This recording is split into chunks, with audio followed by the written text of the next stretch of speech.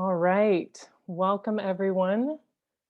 We'll give people a couple moments to join us because we're just a hair ahead of 12:30 from my clock.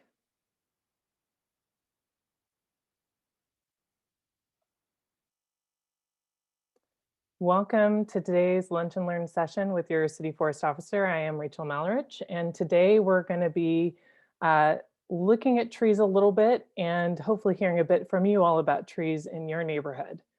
So again, the point of these sessions is for us to think about trees and projects that are going on in the city of LA. So today I've been thinking about you all as I'm out walking my neighborhood and looking at trees as things leaf out for the spring. And I want to just encourage us to think a little bit about what an arborist and or urban forester sees when we look at an individual tree. So before I change the slide, I'm going to just ask us to think for a moment. We're out on the street together. We're looking at existing trees, not thinking about new planting locations. We're looking at existing trees. And I'm going to go to our slide around our pillars of urban forest management. And I've added some notes in there about what kinds of things I might be thinking about. I'll put the caveat, it's not exhaustive, but this is just to give you a taste of what I'm thinking about when I go out and look at trees. So when it comes to the pillars, we're familiar, hopefully now, with the 4 pillars of urban forest management that we need to invest in: planting, maintenance, preservation, and engagement. When I go out and see a unique tree, on the planting side, I think about how much space does this tree need? What shape is it going to grow into? Is it going to interfere in the future with the surrounding infrastructure or buildings? Is this a tree I could get from the nursery right now? Does it need extra support to get established? That is, does it need additional staking? Is it a plant that typically needs some additional structural pruning? Does it need extra water, more or less than other plants we might be planting?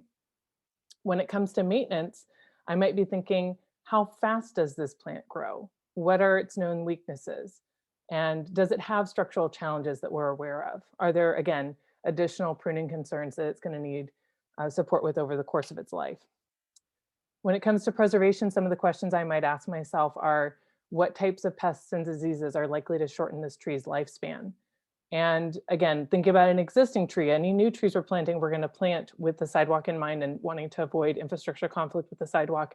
But if I see an existing tree in place, I might think, is this a tree that does it respond well to root pruning? Since that's sometimes a mechanism that we've been using within the city to keep trees in place when there is sidewalk conflict. When it comes to engagement, that pillar, I might think, is this a plant that is culturally or ecologically significant to the region or to the neighborhood? So sometimes I might see a plant and think, maybe this might not have been my first choice for planting in this neighborhood, but I know that this is a plant in that community that they really appreciate and have indicated interest in seeing more of. And then does it typically cause the types of problems this community is concerned about? So some neighborhoods have some real concerns about accessibility issues and sidewalk repair. Some neighborhoods, you get a lot of residents who are worried about litter and debris from trees. Others, might be concerned about allergens. I mean, different communities have different concerns around trees, and we tend to see some trends there. And so when I look at a plant, I might think, does this plant cause the type of problems I know that this neighborhood typically might have concerns around? So now I'm going to go ahead and go to our next slide, and we're going to look at a specific plant. I'll start by saying the tree that we're looking at today is not in the city of LA. So if we have any negative feelings around it, it's not in LA City. So when I look at this tree, and we're going to look at the one in the middle. Obviously, there's one overhanging as this photo is taken, but the tree here in the middle, when I look at it, one of the things as an urban forester, so someone who is thinking about management of a system of trees within an urban environment, I'm thinking, is this going to eventually block this street light? Is that going to be a concern of the community in the future? Part of me is also going to think, is this parkway wide enough for this tree when it gets to maturity? Because this is a plant that is going to grow. This is, only been in the ground a couple years. Is this parkway going to be wide enough for the mature tree and not have a conflict with the sidewalk? This is a school site. So I might also think this I believe is a California sycamore. and they can have issues with some allergens for folks. I know that breathing in when you're working around the leaves is not always pleasant for everyone. So a couple questions I have with it being adjacent to a school, there's a couple of them. One, is this right place for a tree that could be irritating to the lungs? It also can be messy. Will this be a problem for the maintenance staff that are responsible for like the plant manager for the school site? And on the positive side, is this a plant that could be used for education about native plants for the students that are going outside and using this playground or garden area right here? The other thing I might think of is I know that this plant is a preferred reproductive host of the invasive shot borer, or ISHB, which is a pest that's been affecting some trees in the area. So again, not a plant, do not plant kind of a situation, but one thing that we have to keep in mind as we're managing the urban forest, if we're putting in plants that may be susceptible or reproductive hosts for a specific pest or disease.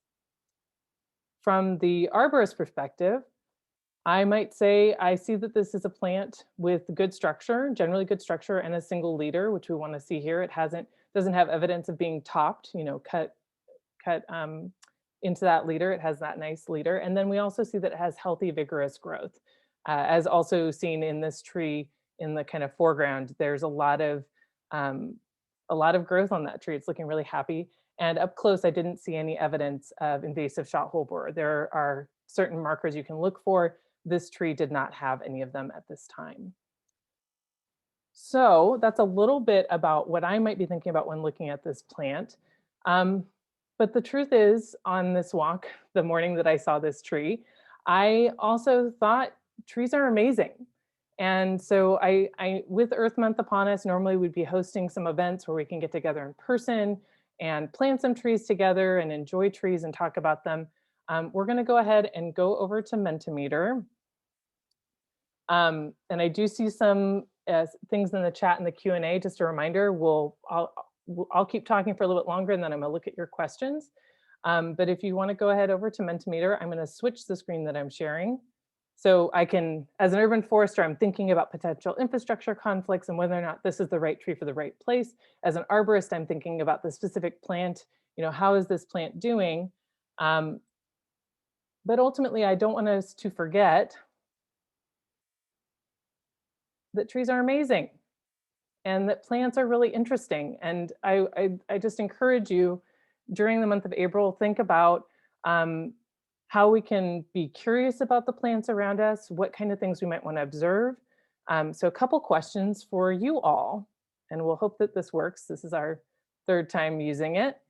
My first question, if I can get it to advance, is what is your favorite tree in your neighborhood? And it's okay if you don't know the name of it. I just, in some of these, I'm talking about specific species. Maybe it's the tree on the corner. Maybe it's the tree in your front yard. Maybe it is a specific plant that you do know the name of. But go ahead and take a moment to talk about what is your favorite tree in your neighborhood.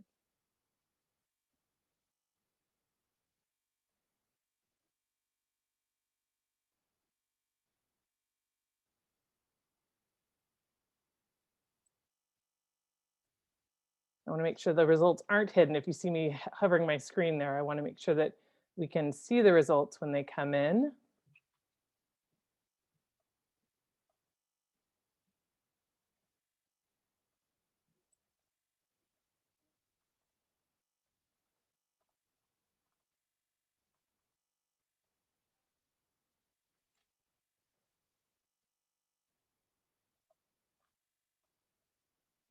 So if you haven't gone in yet, so if at the top of the screen you can see, and I'm so excited to hear your answers, so I'm just kind of waiting here, but we have the menti.com, so www.menti.com, and use the code 8229-2638. And I'm sorry, I should have read that out when we started because I know some people are just joining us via the audio. But if you want to go on the website on your phone and tap in that code, so menti.com, menti.com, and using the code 8229-2638.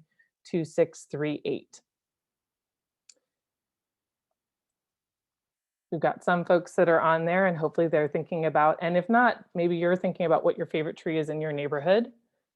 And if it is easier for you, you could put it in the chat. We just won't have a cool visual afterwards incorporating that information.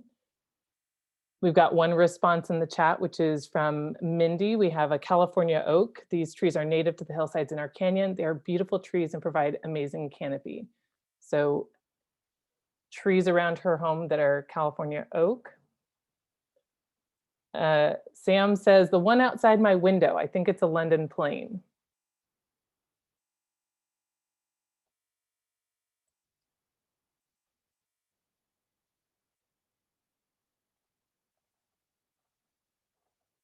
I'll give you another minute to see if you get on there or see if others in the chat have. So we've got a couple questions coming in, and I'll hang on to those for a minute or two while we do these couple activities in Mentimeter.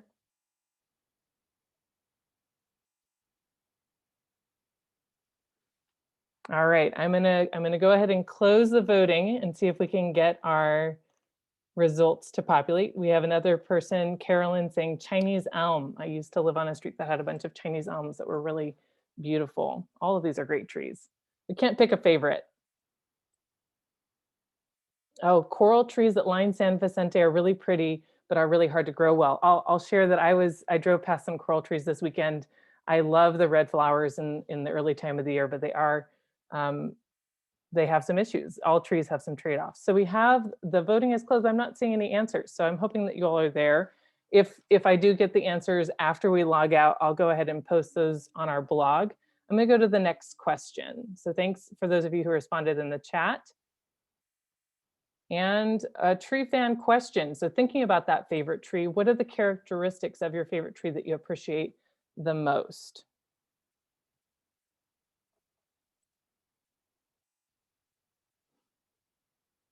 So it maybe, again, I mentioned I really enjoy those coral trees, the flowers on those coral trees. I really loved these pods that are developing on the California sycamore. They were just super prolific and you don't get to see them year round. So I was really enjoying seeing those. We've got another answer in the chat. Sycamore, also known as a London plane tree. They are a dominant street tree in my area in CD5, generally between 3rd and Beverly and La Brea and Highland. Also extends north of Beverly to around Rosewood. They're large canopy trees. Thank you for that. So California sycamore and London plane are two distinct tree species, but are often a little hard to differentiate between. Ash trees that give lots of shade from Michelle. And some of the, so that's a characteristic, is the lots of shade. We have another participant that's saying the architecture and structural form, wildlife, that is birds, shade, and sound in the breeze is some of the characteristics that you appreciate the most.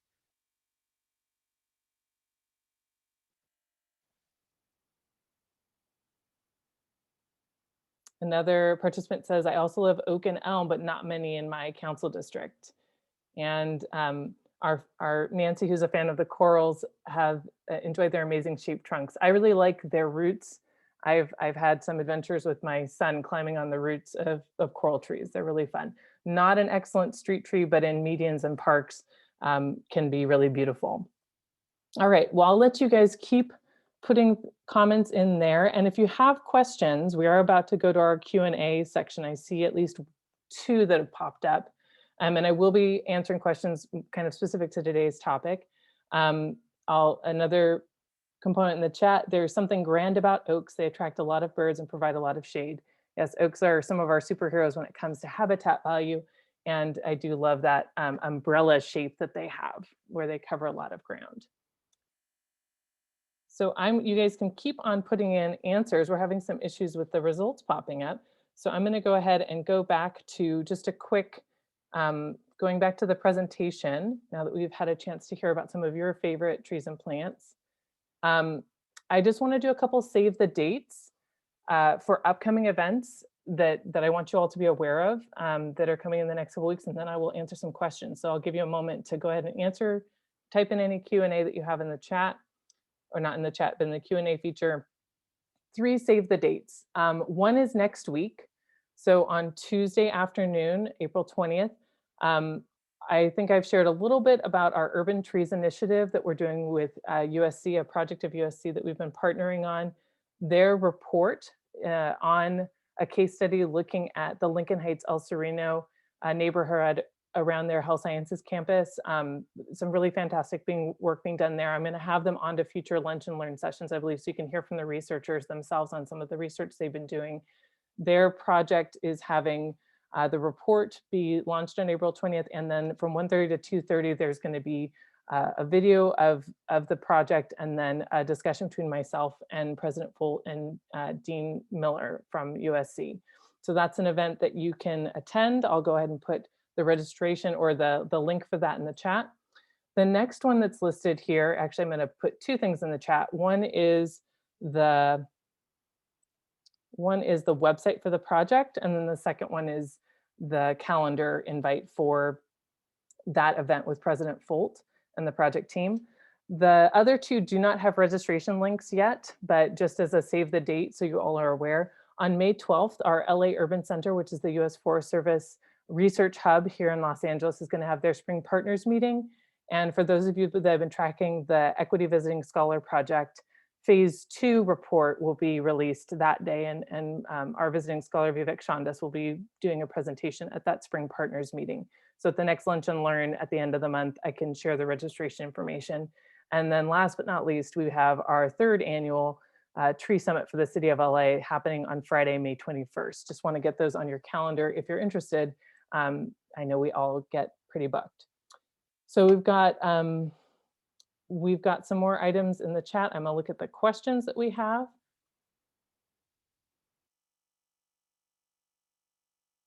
Okay, so we've got one person saying that they put something in Mentimeter and it's not showing up. So when I get the word cloud from those, I'm definitely gonna post those on the blog because I'm just like you, eager to see everyone's responses. So I apologize that that's not working for us today. We have a couple questions that have popped up in the chat. We usually use the Q&A function, but we'll go ahead and do that. And we have some folks that are saying that they like mulberry and ash trees, but they're highly allergenic. And again, that's one of the considerations we might look at when we're picking tree species in a neighborhood. What do we do about the 10 ash trees in our backyard that abut a big construction site? So I'd have to understand the site a little bit more. So obviously we do want to protect trees during construction, and you can put up fencing around the drip line, so the edge of the trees, to protect them. That's one thing you can do with regards to a construction site. There's a question about whether or not the slides I'm sharing are available online with a web link. They aren't currently. This is actually, if you can tell, it's a PDF that I download so that I don't lose my whole screen when presenting to you all. We have a comment to please consider the typical lifespan of each species to plan for both budget and schedule for replacement. And I think that that's a really important factor that we're looking at when we're looking at our tree species list, is thinking about what are trees that are going to have healthy, long, productive lives in our communities. And definitely know that with the urban forest management plan, we're going to want to be preparing for their removal and kind of that turnover, which is part of the urban forest. You have to be planting as well as maintaining and preserving those trees to maintain your stocking rates. I'm going to look and see if we have other questions.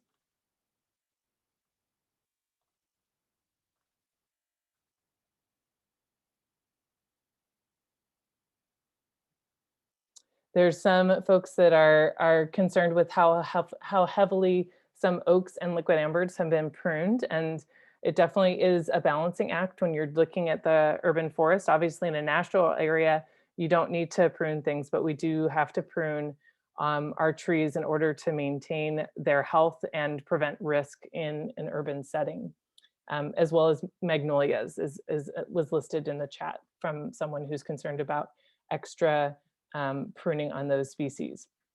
But we definitely are working hard, and I know our urban forestry division is doing a great job in training their staff, and as much as the funding allows, do a really fantastic job doing that tree maintenance. And we have another question. I'm having to go back and forth because you guys are using both today. So this is an additional question about construction adjacent to a property. So I think that I'll see if I can grab your email information and follow up with you separately. Again, the main thing you're looking for is to establish a tree protection zone during a construction project, which is something that we're working on within the city, is looking at how we put together and put forward some guidelines for street trees specifically. I know that this question isn't about street trees, but tree protection zones is top of mind for me currently. Our Rec and Parks Department has tree protection zone guidelines within their tree care manual, and on the street services or Streets LA side, we're looking at how we can better address that in a way that works for construction projects for street trees. Other questions?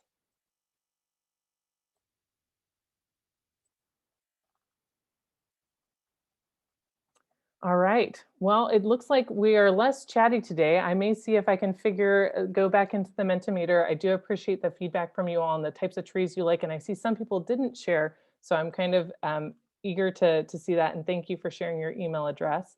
Um, so we have a question, someone who joined us a little bit late. Um, there's some concern about topping trees, which is the worst way to prune. Um, there I haven't addressed topping trees because we're doing a tree walk today. So I can actually go back up to an earlier photo for those of you who have just joined. We were talking about this tree in particular and kind of the things that you might consider when looking at it from an urban forestry or arborist perspective. Um, Topping isn't ideal, and actually not far from the site, there is a parking lot location where the trees have been topped, which is images I didn't want to share because I wanted us to be thinking about trees and what we appreciate about them and when we see them. There are times where we have done topping in the past as a way to address certain maintenance concerns, but agreed that typically it is not the route that we want to go. Um, and there's some other questions around tree species selection for planting. Um, Again, I don't think we'll cover those today. Today, we're mostly looking at mature trees and thinking about the trees that we appreciate in our neighborhood spaces. So if I don't have other questions, we might end early today so you can go out and look out the window at the tree in your neighborhood or go for a little walk. And for those of you who missed the first part, the presentation will be available on our Board of Public or Department of Public Works YouTube channel. And we typically link those through the blog. I'll add one more update, is that the city Department of Public Works website is being updated. And so I know some of the features have not been as readily available in the past week or so. All right. And so double checking one more time. Um, so we have some questions about other maintenance tasks that we're excited to get to. I know that the main concern that I have is that we have trees that are healthy, that are able to provide benefits to our neighborhoods over time, which is why we need to be really careful in all of these areas. We have to be thinking strategically about how we plant and what we're planting and whether or not it will do well here. We need to be thinking carefully about our maintenance practices, whether it be some of the trimming issues that have been brought up in our chat discussion today. Um, we have, for those that are trying to save the chat, there are those three little dots where you can go ahead and put, if you click on the three dots in the corner where you would put a message, you can go ahead and click on save the chat at the top there. We need to be thinking about different activities we can be engaging in to help trees live those healthy, productive lives in spite of being in really not ideal conditions. We're not in the middle of the arboretum. We're not in the middle of a natural area. We are in a city with really, again, looking at this segment here, we've got a limited landscape in which to plant these small parkway spaces in a lot of neighborhoods. So what's going to do well there, and how can we manage the trees well in those spaces to achieve the maximum benefits? All right. I see some concerns about the chat. I will save the chat since I have your email address. I can go ahead and send it to you. Great. I see that you guys are not seeing the chat, but I am able to save it, and I can go ahead if there's something that you want to have particular from that, I can share. Though I have read aloud most of the chat items during the course of the presentation, which will be part of the recording. Thank you for the concerns you've raised. Again, I always feel like when we have some of these more general topics, I get a really good sense of the kind of issues that you guys want to have addressed at future lunch and learn sessions. We do have some project updates coming in the next couple months that are going to take some of the sessions, but some of these other issues, I think it'll be great to bring on some of our urban forestry division staff or others to help address more thoroughly some of these topics that come up. So I appreciate the feedback, and we'll see you next time. Hope you get out and walk around and enjoy some of those trees. And like I said, I'll post the Mentimeter images onto the blog so you guys can see them as well.